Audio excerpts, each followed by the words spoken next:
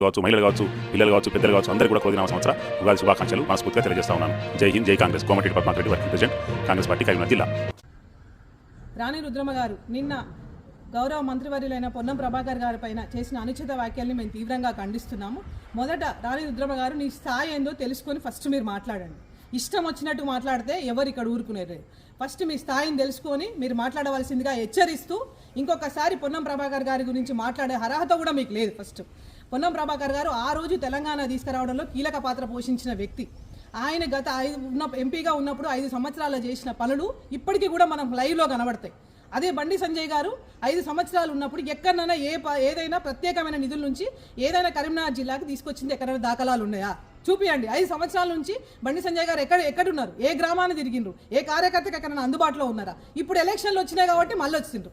ఎక్కడైనా మండల పరిషత్లో కానీ జిల్లా పరిషత్లో కానీ ఏ ఒక్క సమావేశానికైనా అటెండ్ అయిన దాఖలాలు ఎక్కడైనా చూపిస్తారా? మీరు చూపించడానికి కూడా మీకు ఎక్కడ కూడా ఆధారం లేదు.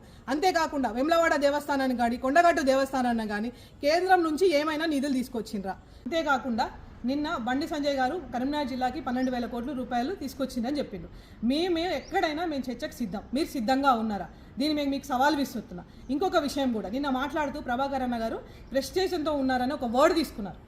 ఆ వర్డ్ని మేము తీవ్రంగా ఖండిస్తూ, అంతేకాకుండా మీరు ఇప్పుడు ప్రభాకర్ అన్న గారికి మంత్రి పదవి వచ్చిందని చెప్పేసి ఓర్వలేని తనంతోనే మీరు ఇప్పుడు మాట్లాడుతున్నారు.